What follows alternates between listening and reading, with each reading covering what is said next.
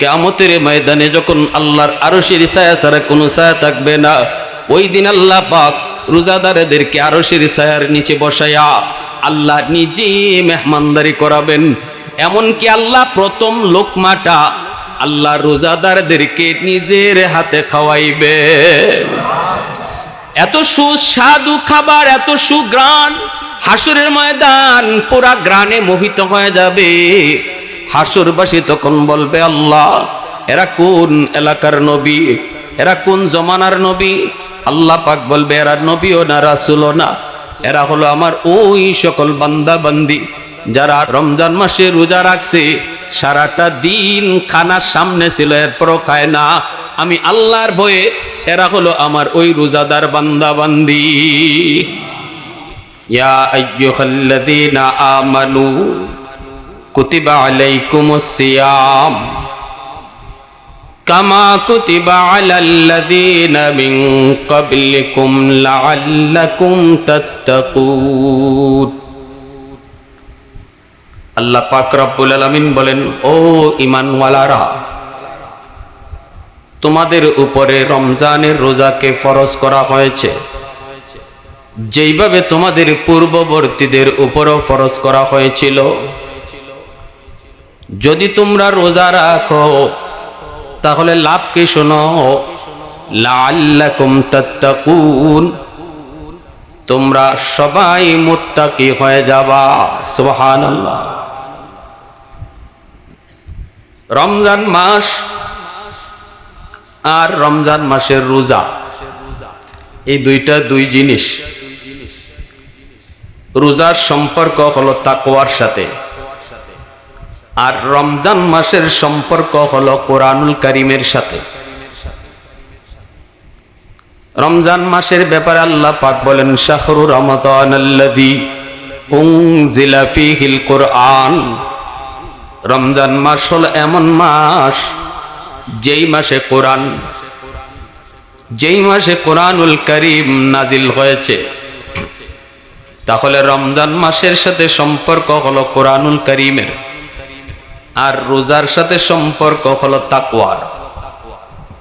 রোজাদারকে রোজা মুত্তাকি বানায়। আর কোন বান্দা যদি রমজান মাস পায়, তাহলে রমজানের সম্পর্ক যেহেতু কোরআনের সাথে, সে বেশি বেশি কোরআন তেলাওয়াত করে। রমজান মাসের সবচেয়ে বড় আমল হলো কোরআন তিলাওয়াত। রমজান মাসের সবচেয়ে বড় আমল কি? কোরআন তিলাওয়াত। ইমাম আজম ইমাম আবু হানিফা রহমতুল্লাহ আলাইহি 61 বার কোরআন খতম হইতো এই রমজান মাসে। প্রতিদিনে এক খতম হইতো, প্রতি রাতে এক খতম, আর তারাবিতে এক খতম, মোট 61 খতম হইতো। শাইখুল হাদিস আল্লামা জাকারিয়া রহমতুল্লাহ আলাইহি এত বড় মুহাদ্দিস, রমজান মাসে কেউ কিছুই গিয়া বলতে পারতো না, কিছু জিগাইতেও পারতো না, হাদিসেরও কোনো জবাব দিতেন না, মাসলা মাসাইল নিয়েও কোনো আলোচনা করতেন না। শুধু কোরআন আছে আর শাইখুল হাদিস আছেন। যেরকম সুবহানাল্লাহ। ইমাম মালিক রহমতুল্লাহ আলাইহি এত বড় ইমাম, এত বড় মুহাদ্দিস, রমজান মাস আসলে হাদিস পড়ানো বাদ, মাসালা মাসাইল দেওয়াও বাদ। রমজান আছে, ইমাম মালিক আছেন, আর কোরআনুল কারীম আছে। এভাবে তাদের রমজান কাটতো। আমাদের কিভাবে কাটতেছে একটু হিসাব মিলান। এখন হিসাব মিলাইবার টাইম, আর মাত্র কয়েকটা রাত আছে, ঠিক না? এতদিন পর্যন্ত কথা ছিল রমজান আসতেছে আসতেছে, আর এখন কথা হলো রমজান যাইতেছে যাইতেছে যাইতেছে। আর কয়দিন পরেই, আগামীকাল এর পরের দিনই যারা এতেকাফকারী তারা এতেকাফ করার জন্য মসজিদে চলে আসবে। শুরু হয়ে যাবে রমজানের শেষ দশকের পালা। শেষ দশকে আল্লাহ রাসূল সাল্লাল্লাহু আলাইহি ওয়াসাল্লাম, মুসলিম শরীফের হাদিস, কানা রাসূলুল্লাহ সাল্লাল্লাহু আলাইহি ওয়াসাল্লাম ইয়াতাকিফু আশরাল আওয়াখির মিন রমজান হাত্তা তাওয়াফাহুল্লাহ। মরণের আগ পর্যন্ত, ইন্তেকালের আগ পর্যন্ত আল্লাহর নবী জীবনে কোনোদিন ইতিকাফ ছাড়েন নাই। রমজানের শেষ 10 দিনের ইতিকাফ আল্লাহর রাসূল জীবনে কোনোদিন ছাড়েন নাই। এত দামি। ইয়া আইয়ুহাল্লাযীনা আমানু কুতিবা আলাইকুমুস সিয়াম কামা কুতিবা আলাল্লাযীনা মিন ক্বাবলিকুম লাআল্লাকুম তাত্তাকুন। পবিত্র রমজান মাসের রোজা আমাকে আপনাকে কি দেয়? রমজানের রোজার দ্বারা আমাদের লাভ কি হয়? কারণ আমরা লাভ ছাড়া কিছু করি না। এজন্য আল্লাহ লাভের কথাটাও আয়াতের শেষে বলে দিছেন। আল্লাহ বলেন, বান্দা তুমি যদি রমজান মাসের রোজা হক সহকারে আদায় করো তাহলে এই রোজা তোমাকে মুত্তাকি বানায় দিবে, দৌলতে তাকওয়া তোমার হাসিল হবে। বলবেন হুজুর তাকওয়া কি জিনিস একটু বুঝায় বলেন। তাকওয়া বলা হয় গুনাহ ছেড়ে দেওয়ার অভ্যাস। আল্লাহর ভয়ে যে গুনাহ ছেড়ে দেয় তারে বলে মুত্তাকি। আল্লাহর ভয়ে গুনাহ ছেড়ে দেওয়ার নাম হলো তাকওয়া। রমজান একজন মানুষকে গুনাহ ছাড়ার অভ্যাস তৈরি করে। রমজান হলো গুনাহ ছাড়ার ট্রেনিং। কিসের মাস? ট্রেনিং এর মাস। দরজা বন্ধ করে খাওয়ার সুযোগ, প্রচন্ড ক্ষুধা,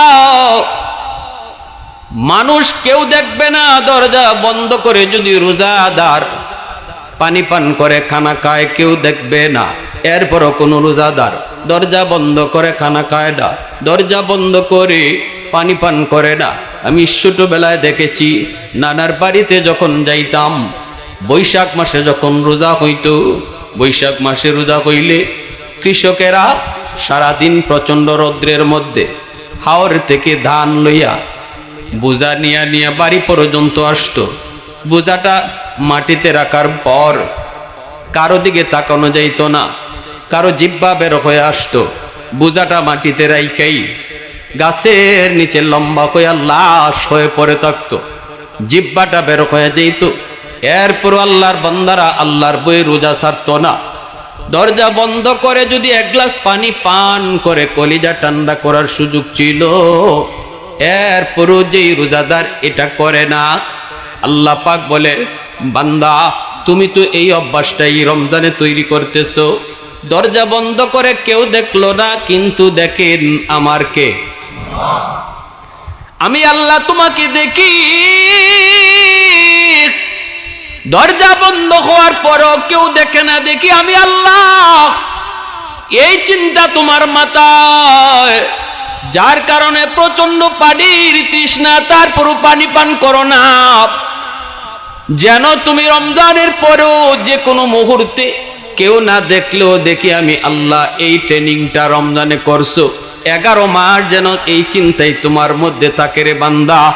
এজন্যই রমজান মাসের রোজা তোমার উপর ফরজ করা হয়েছে। যেরকম সুবহানাল্লাহ। হাকিমুল উম্মত মুজাদ্দিদ মিল্লাত মাওলানা আশরাফ আলী থানভী রাহমাতুল্লাহি আলাইহি লিখেন, রমজান মাসে যেই মানুষ আল্লাহর বয়ে যেই আমলটা বেশি বেশি করব, যেই আমলটা বেশি বেশি করব, রমজানের পরে বাকি জীবন আল্লাহ তার এই আমল করা সহজ করে দিব। সুবহানাল্লাহ। তাহাজ্জুদের নামাজ যেই মানুষটা পড়লো রমজান মাসে রেগুলার, বাকি জীবন আল্লাহ পাক তাহাজ্জুদ পড়া তার জন্য সহজ করে দিবেন। রমজান মাসে যেই মানুষটা মিথ্যা বলে না, গীবত করে না, শিকায়ত করে না, এই চিন্তা মাথায় রেখে আমার মুখে রোজা কেমন করে মিথ্যা বলি। হাকিমুল উম্মত বলেন, গোটা জিন্দেগিতেও আল্লাহ পাক তারে মিথ্যা না বলাইয়া থাকা আল্লাহ তার জন্য আসান করে দিব। এজন্য বলি রমজান মাস চলে যাইতেছে আল্লাহর গোলাম, এখন আমার আপনার হিসাব নেওয়ার পালা। আল্লাহ কয়, বান্দারে এত ক্ষুধা থাকার পরও তুমি যখন আমার ভয়ে পানি পান করো না, আমার ভয়ে তুমি খানা খাও না, এই রোজার বদলা কিন্তু আমি ফেরেশতার হাতে তোমাকে দেব না। এই রোজার বদলা তোমার আমল নামায় তুলে দেওয়া হবে না। এই রোজার বদলা আর পুরস্কার আমি আল্লাহ আমার নিজের হাতে তোমাকে দিব।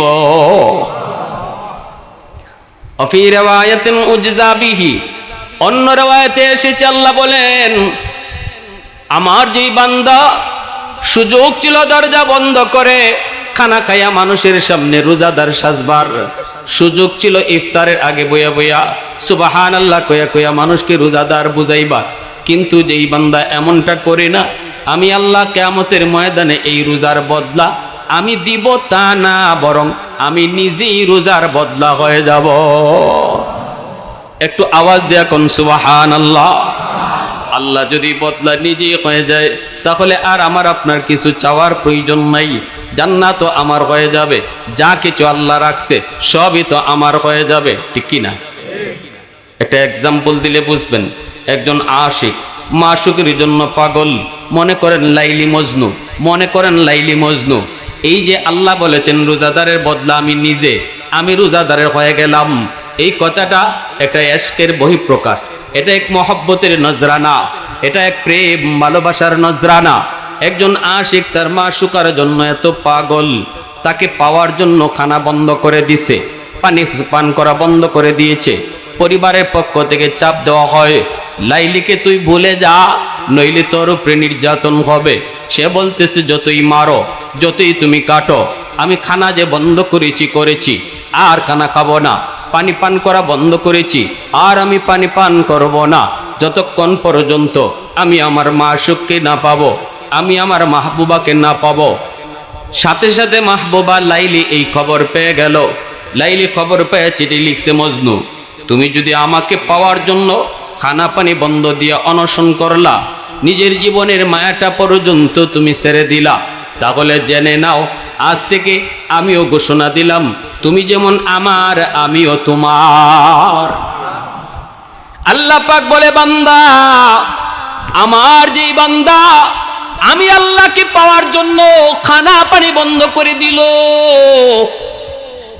আমি আল্লাহ জানাই দিলাম, বান্দা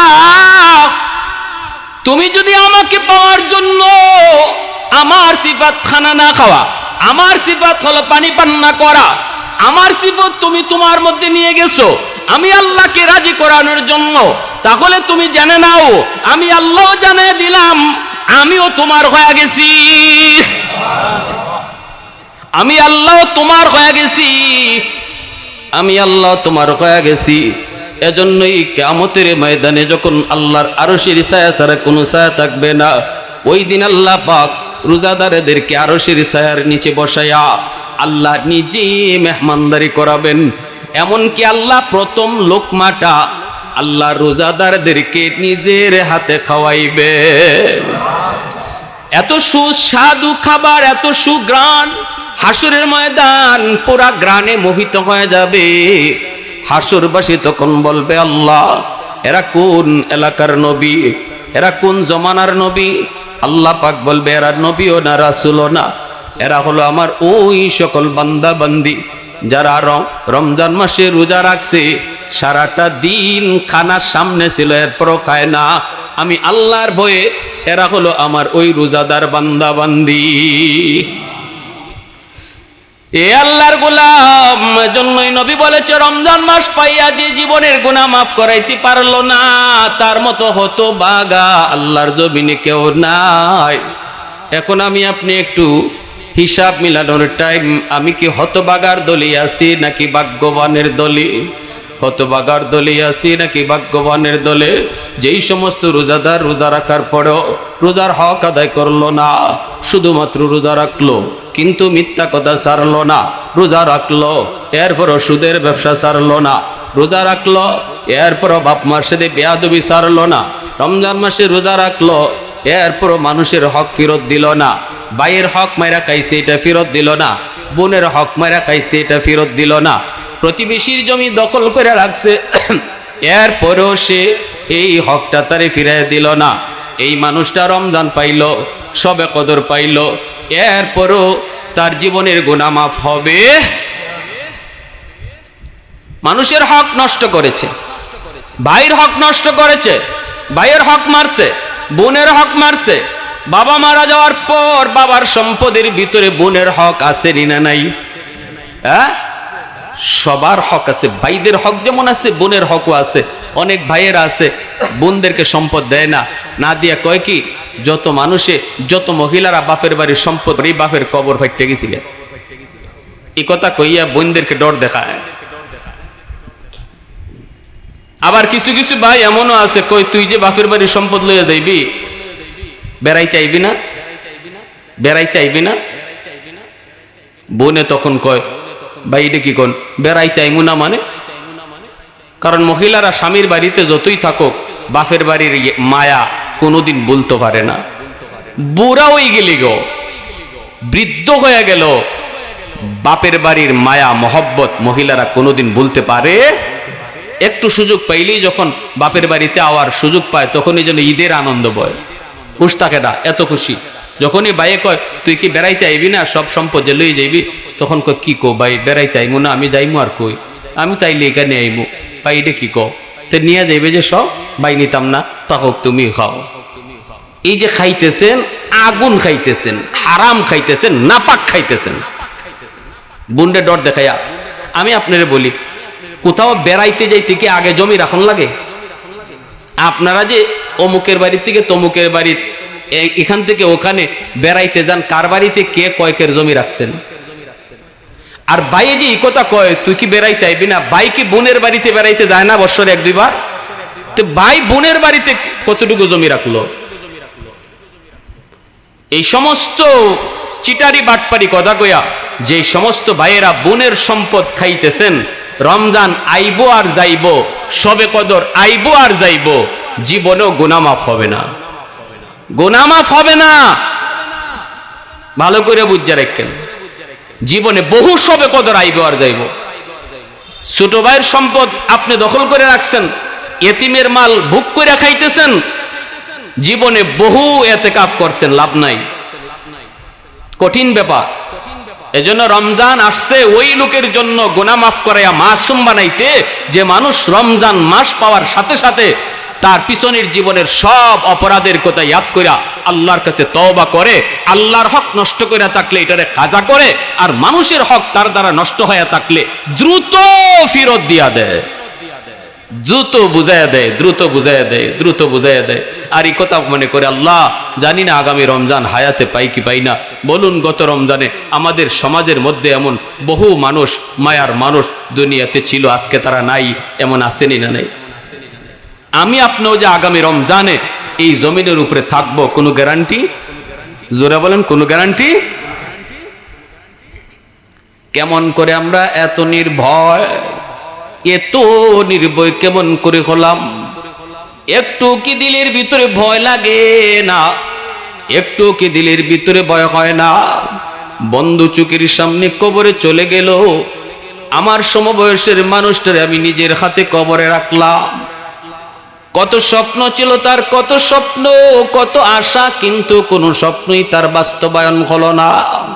অথচ নবীর সাহাবায়ে কেরাম দুনিয়া থাকতেই যারা জান্নাতের সার্টিফিকেট পেয়েছেন, আল্লাহর নবীর কাছ থেকে তারা সুসংবাদ পেয়েছেন, তাদের অন্তরও কি পরিমাণ ভয়?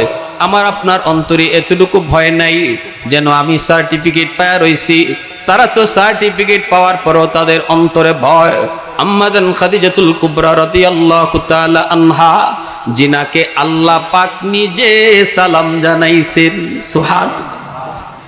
গারে হেরার ভিতরে নবীজি ধ্যানে মগ্ন,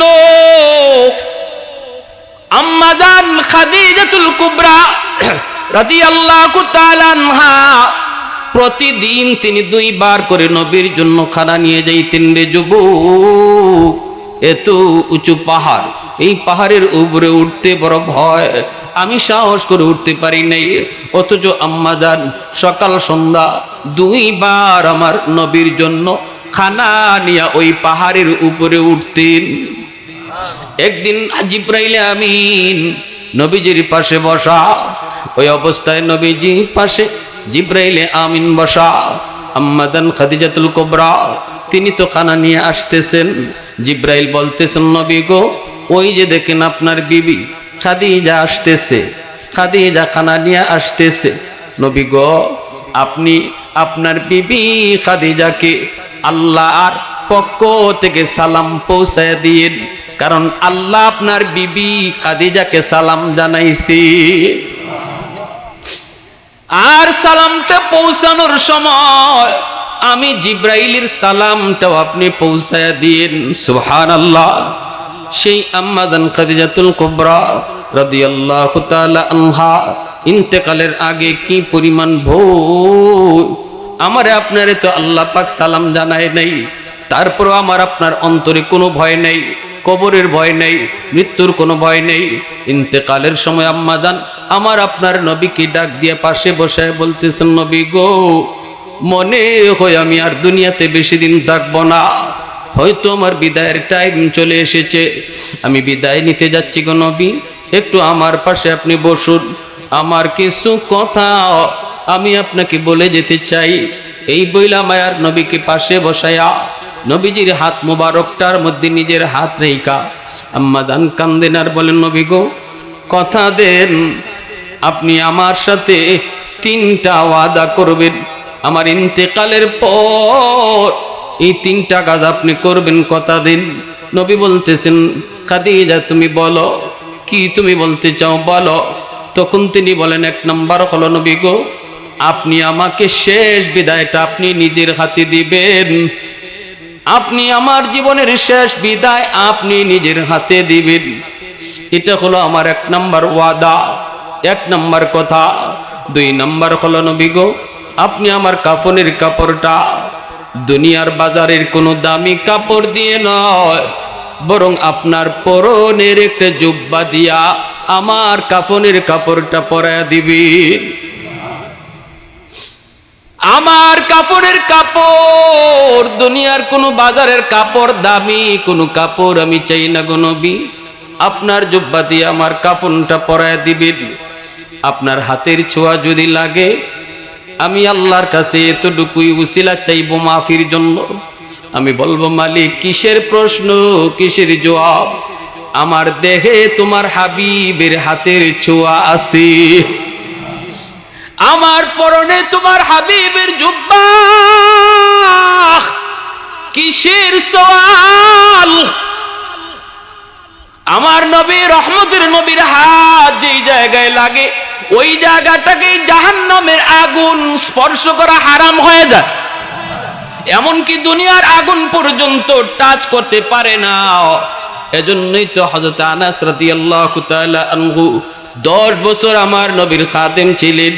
তিনি বলতেছেন, নবীজি যখনই আমার কাছে হাত মোছার জন্য কিছু চাইতেন আমি আমার একটা রুমাল নবীকে দিতাম, নবীজি এই রুমালটা দিয়ে তিনি হাত মুছতেন।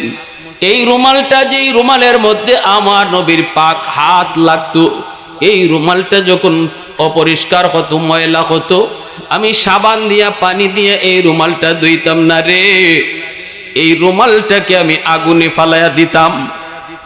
আগুনে ফালাইয়া দেওয়ার পর আমার নবীর হাত লাগার কারণে আগুন রুমালটাকে জ্বালাইতো না,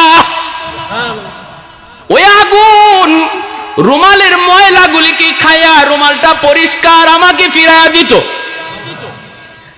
আমার নবীর হাত মোবারক যে রুমালে লাগতো, এই রুমাল ধুইতে গেলে, পরিষ্কার করতে গেলে আমি সাবান পানি লাগাইতাম না, আগুন দিয়ে আমি এই রুমালটাকে পরিষ্কার করতাম। এজন্যই আম্মা জান কই, নবী গো, আপনি আমার পরনে দুনিয়ার কোনো কাপড় নয়, আপনার জুব্বা দিয়ে আপনি আমাকে শেষ বিদায় দিবেন।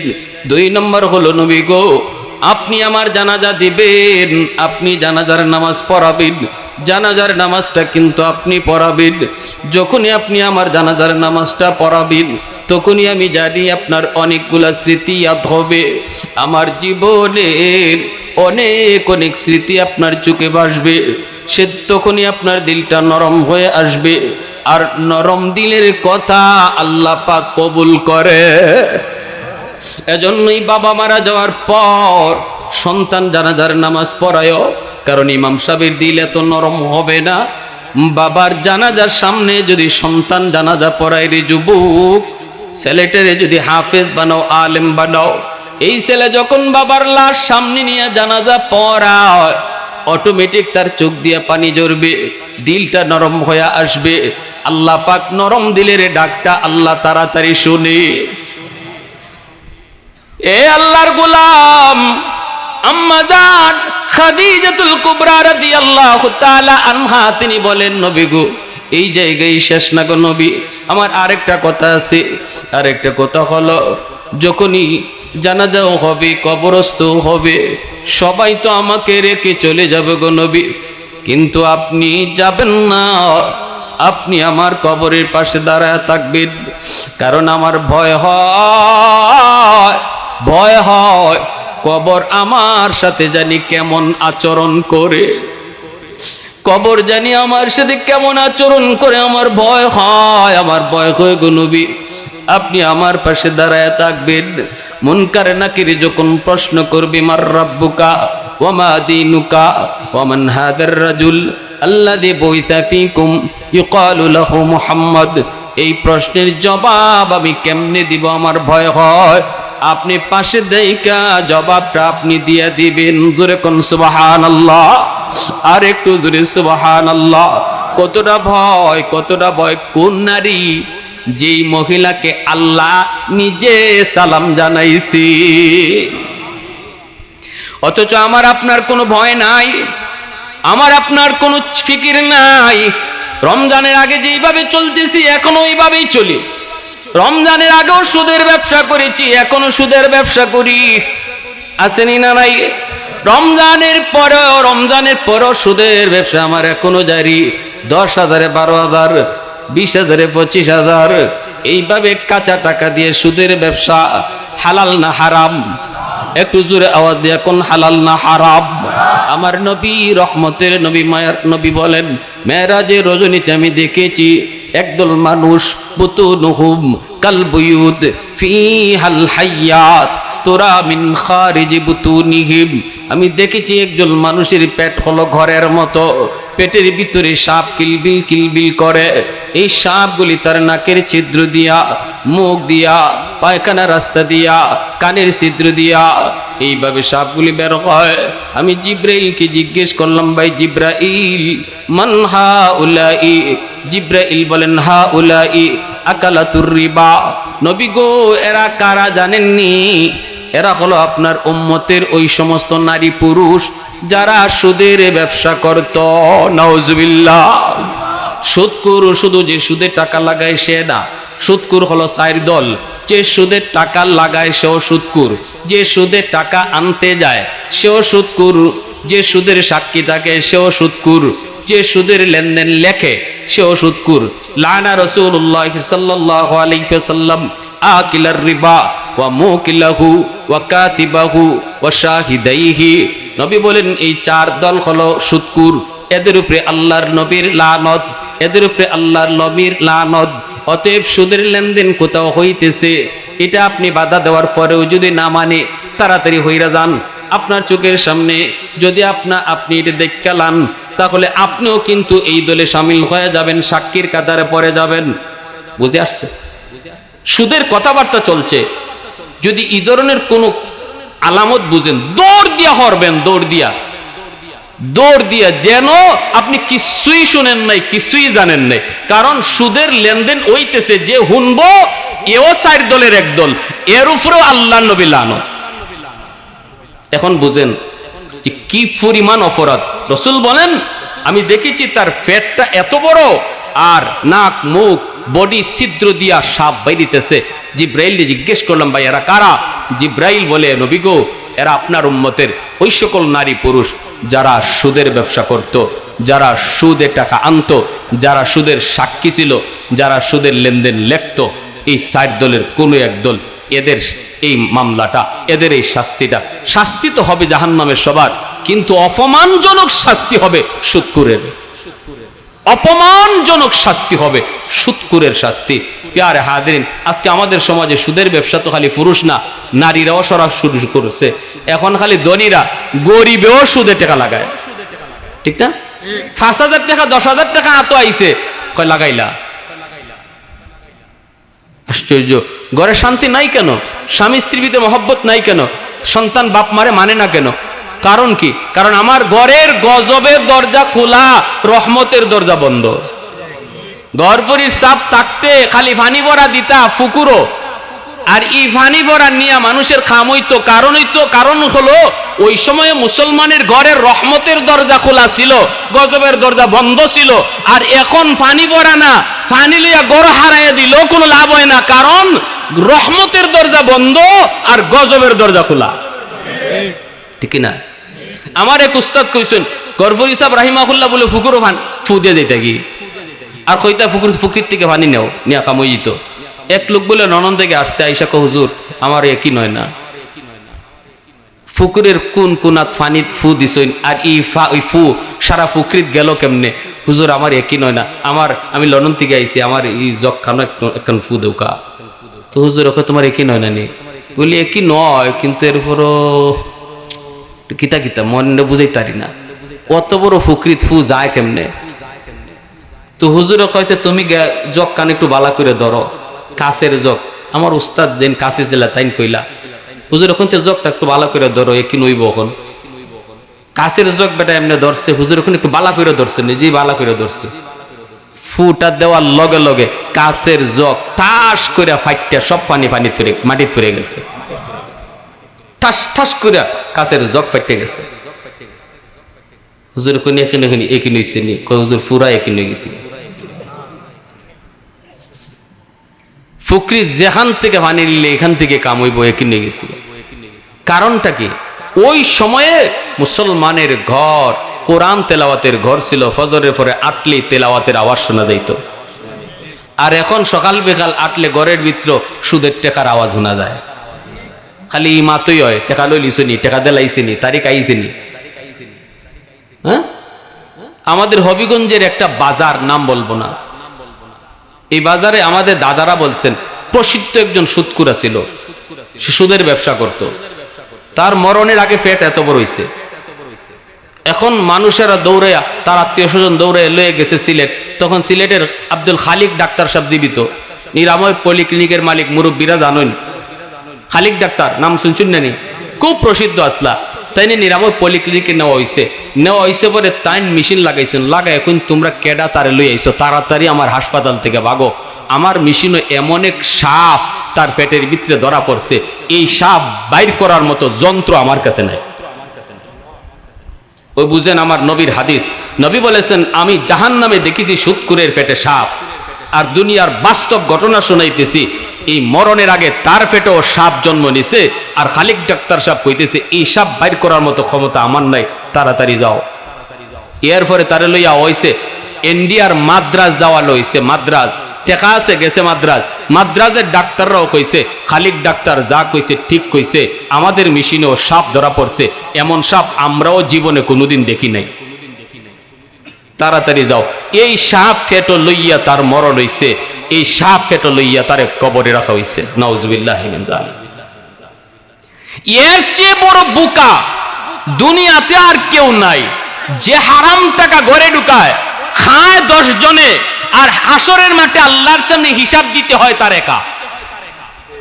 হারাম টাকা দিয়া ঘর বানাইলো 10টা রুম, একটা রুমে সে একা থাকে, আর 9 রুমে মা থাকে, বাবা থাকে, ভাই থাকে, বোন থাকে, আত্মীয় স্বজন আইলে থাকে। কিন্তু হাসরের মাঠে আল্লাহ পুরা 10টা রুমের হিসাব নিব তার কাছ থেকে একা। 9 রুমে যে অন্য মানুষ থাকছে এরার হিসাব দেওয়া লাগতো না, হিসাব দিব যে হারাম টাকা দিয়ে ঘর বানাইছে তার।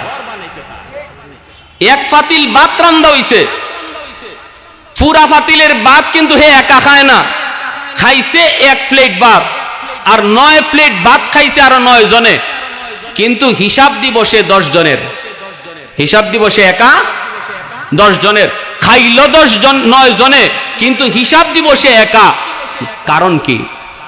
এতটুকু জানার পরেও যে মানুষটা সুদে ব্যবসা কইরা ঘরে টাকা ঢুকাইতেছ, হারাম টাকা ঘরে ঢুকাইতেছ, তার মতো দুনিয়াতে বোকা আল্লাহর জমিনে আর কেউ নাই। ঠিক কিনা? জোরে বলেন, আরো জোরে বলেন, ঠিক কিনা?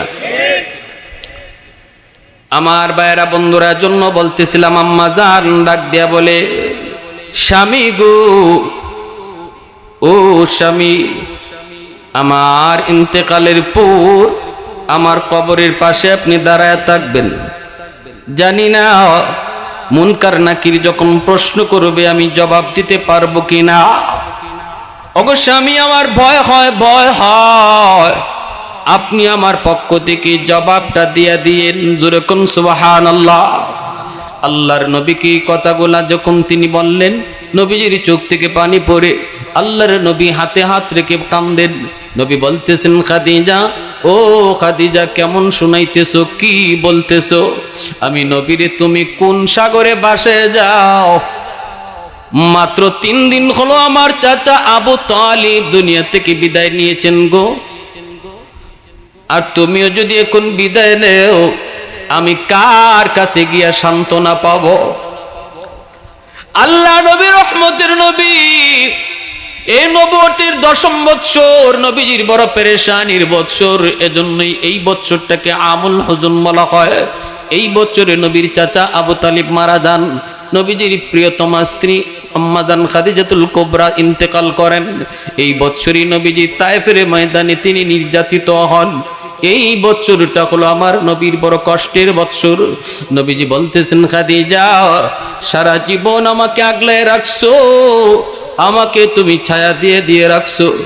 আমার চাচাও এখন নাই, তুমি এখন বিদায় দিতেছো গো খাদিজা, আমারে কার কাছে রেখে যাইতেছো? আম্মাজান তখন চোখের পানি মুছেন আর বলেন, স্বামী গো, আপনার জন্য আমার আল্লাহই যথেষ্ট।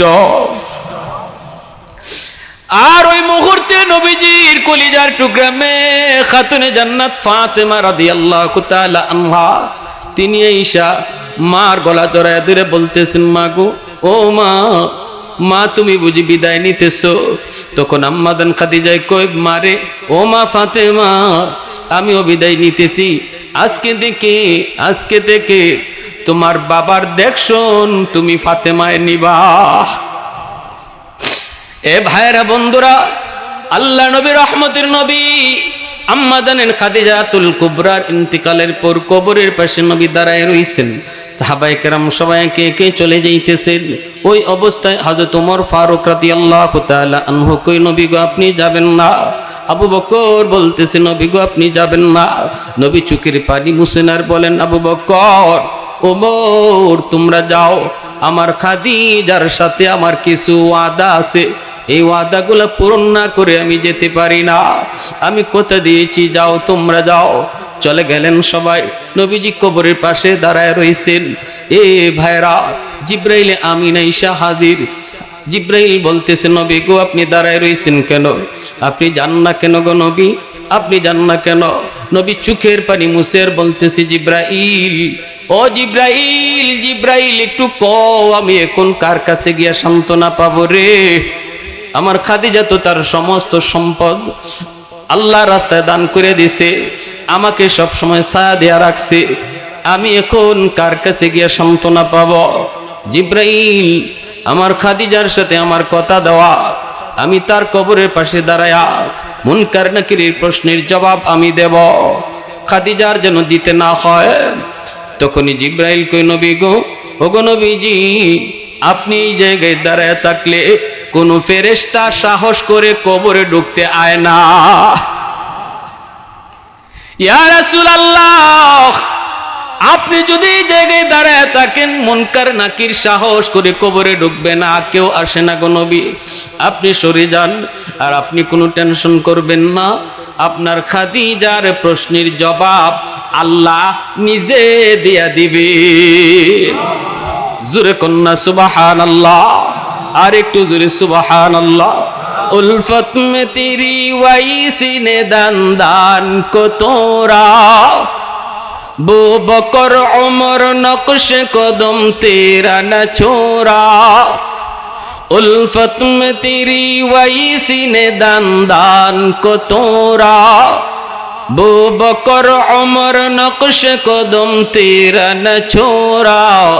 আয়ুশাক নবী ওয়াকে আসরার মদিনা, সুলতান কা সুলতান है सुल्तान मदीना, सरकार का सरकार है सरकार मदीना, गुलजार का गुलजार है गुलजार मदीना। अल्लाह ने मक्का ही में ये काबा बनाया, इस काबा का काबा तेरी मरकद को बनाया। अल्लाह ने मक्का ही में ये काबा बनाया, इस काबा का काबा तेरी मरकद को बनाया। ऐसा लम्हा जी चले जा राह मदीना सुल्तान का सुल्तान है सुल्तान मदीना सरकार का सरकार है सरकार मदीना गुलजार का गुलजार है गुलजार मदीना একটু জোরে সুরে বলি আল্লাহু আকবার আর একটু জোরে আল্লাহু আকবার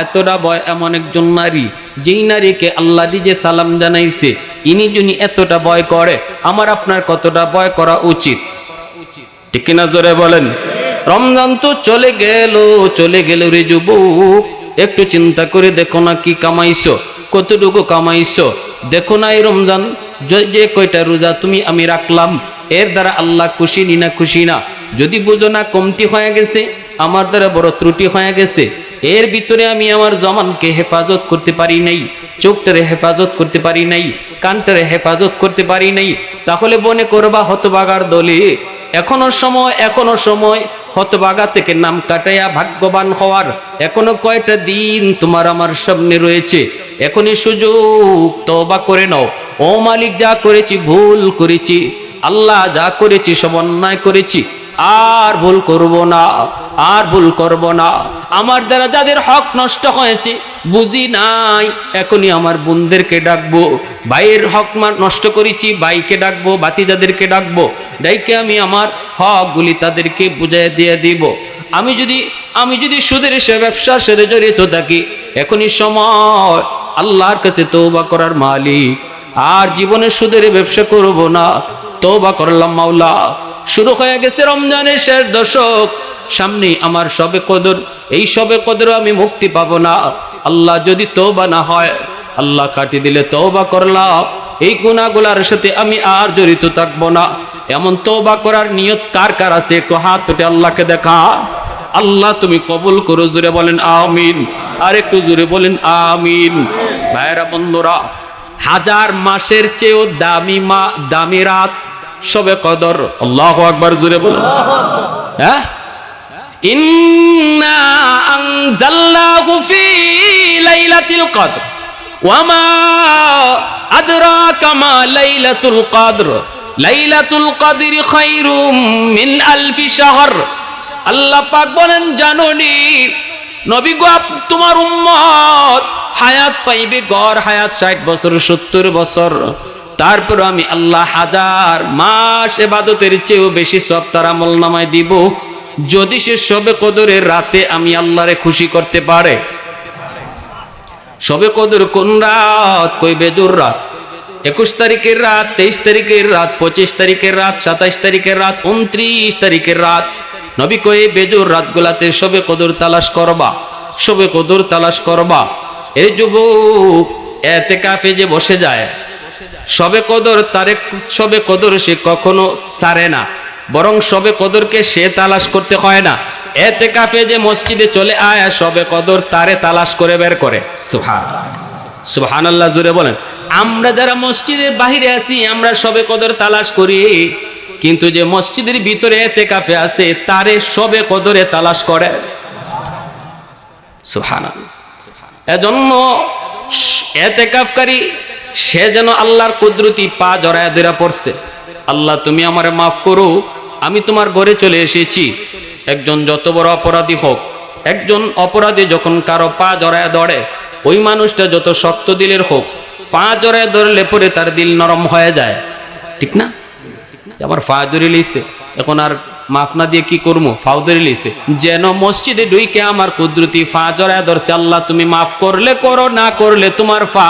ছাড়তাম না আল্লাহ মাফ করতে করো না করো যে তোমার পা যে ধরছি আর ছাড়তাম না যেন ইতিকাফকারী এইভাবে আল্লাহর পাও জড়ায় ধরে আল্লাহ তারে মাফ না করে পারে না এজন্য আমার ভাইয়েরা সুযোগ যার আছে আল্লাহর দোহাই জানি না হায়াত কার কতদিন আছে এটাই কি জীবনের শেষ রমজান কেউ জানি না অতএব সুযোগটারে কাজে লাগাই আগামী কালকের পরের দিন 20 তারিখ 20 রোজা সূর্য ডুববার আগে আগে মসজিদে চলে আসি ছেলেরা যারা আছে যুবকরা বাবারে উৎসাহ দিও, আব্বা তোমার কোনো টেনশন নেই, তোমার ইফতার ফাটানি, তোমার খাওন ফাটানি, সেরি সময় যাওন, আব্বা কোনো টেনশন করবাই না, আমি আছি, তোমার যা লাগবে সব দিমু।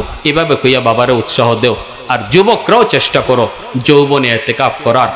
হাকিমুল উম্মত বলেছেন, যে কথাটা আগেও বলেছি আমি, রমজানে মহব্বতের সাথে যে মানুষটা যে ইবাদত করে, আল্লাহ সারা জীবন তার এই ইবাদত করা সহজ করে দেয়। আল্লাহ তারা সহজ করে দেয়। রমজানে যারা এবাদতের মহব্বত নিয়ে এবাদতের ট্রেনিং করে, আল্লাহ তারে সহজ করে দেয়। 5 ওয়াক্ত নামাজ মসজিদে আসতেছে রমজান মাস, মনে রাখবা মহব্বতের সাথে নামাজে আইসো, দেখবা বাকি জীবন আল্লাহ জামাতে নামাজ পড়া তোমার জন্য আল্লাহ সহজ করে দিব। আল্লাহ আমাদের সবাইকে কথাগুলো বুঝার এবং সে অনুযায়ী আমল করার তৌফিক আল্লাহ দান করুন। ওয়া আখির দাওয়ানা আনিল হামদুলিল্লাহি রাব্বিল আলামিন।